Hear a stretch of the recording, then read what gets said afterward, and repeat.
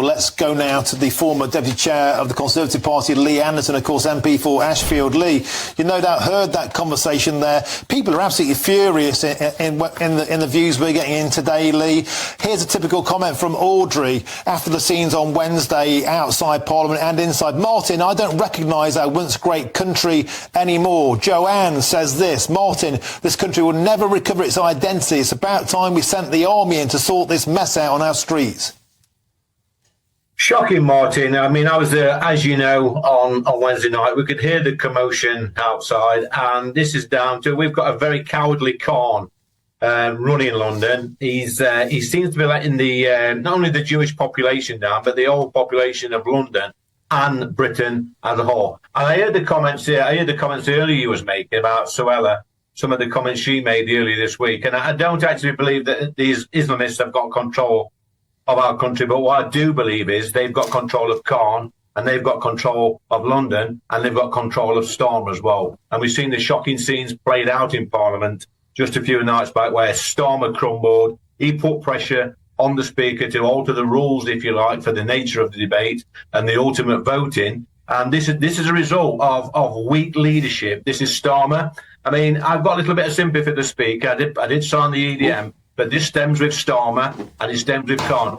God forbid us, Martin. If Labour get in control at the next election, expect more of this across our great country. And what's the answer then, Lee? I mean, it got to the point where the aggro on the streets, and I was in the thick of it. I saw the police turning a blind eye to face coverings, to projectiles being thrown, and outside they were haranguing people inside, and they were holding up placards saying your grandchildren will need to know how you voted. Yeah. Is there a climate of fear inside Parliament, Lee? Are people voting now, not with their hearts, but through fear? Well, there is a climate of fear, Martin, obviously, and that's our own fault. That's all our fault. It's all of Parliament. It's our job to actually run the country. Now, look, it's 40 years this year since it's the anniversary of the miners' strike. And I was on some of the picket lines with my dad. I can remember my dad going to Orgreave, coming back a changed man. There was a different type of policing there, Martin.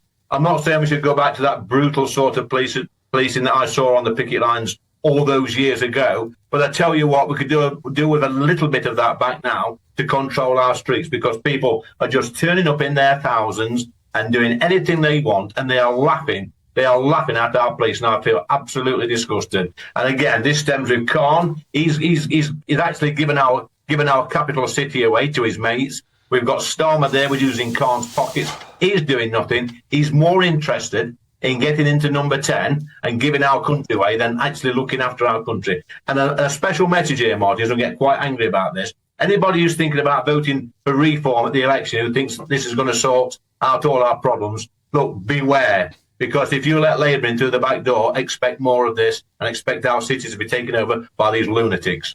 But Lee Anderson, Chris Hope in the studio here, surely you're confusing the two things there. There's policy, there's law being passed, but the police are and should be operationally independent. I mean, you can't blame choices made by the police. Let me finish, Lee. You can't blame operational choices made by the police on the ground on politicians. The laws are there. There's a question about why the police didn't enforce them operationally, but you can't really bring those two into the same place, because they're not. There's a separate issue here with how the police are applying laws passed by you in Parliament.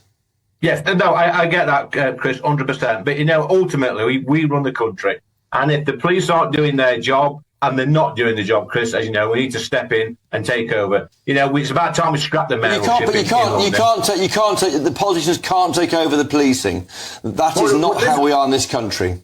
Well, Chris, go back to 1984 and look at what Maggie did and the Conservative government in 1984 when they ensured that the working miners got to work in this country. There comes a time in this country where the whole of Parliament has got to make a stand and saying this is not good enough. There are people on our streets, our Jewish community, who are fret to death of going out because this nonsense we saw being shot onto Big Ben, the Elizabeth Tower, on Wednesday night. Something needs to happen. We can't just keep saying it's an operational matter. We've got to do something. But your government brought in elected policing and crime commissioners. Yes. They do exist. Yeah. You have got Sadiq Khan. He's in charge. And I'd get rid of him tomorrow, along with the Home Secretary. Now, today, James Cleverly, who's the Home Secretary, he said you've got to divide the operational powers of police with policy.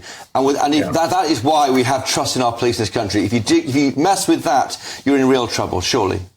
Well, what trust is there, Chris, in the police, in the Metropolitan Police at the moment? We've seen scandal after scandal with the sexual cases coming to the fore. We're seeing this nonsense on our streets. We've seen it with the BLM riots. We're seeing it now on Parliament Square on almost a weekly basis. Are you telling me there's trust there? Seriously? Well, so what are we going to do about it then, Lee? I mean, what do we just send in the batons like in '84? Well, I think the police need to take a different direction, Martin. Obviously, it's very, very difficult. Chris is right in one thing that he says. You know, ultimately, Mayor Kahn is in charge of the police. He's the police and crime commissioner. Ultimately, you know, the people of London need to come to the senses, I think, in May and get rid of him and restore some pride and some safety back onto the streets of London. OK, Lee Anderson, we'll have to leave it there. And, of course, Sadiq Khan isn't here to defend himself. A lot of pops were had at him there. He would no doubt disagree with a lot of that. But thanks for joining us, Lee Anderson. You've had your Weetabix. Superb stuff. Now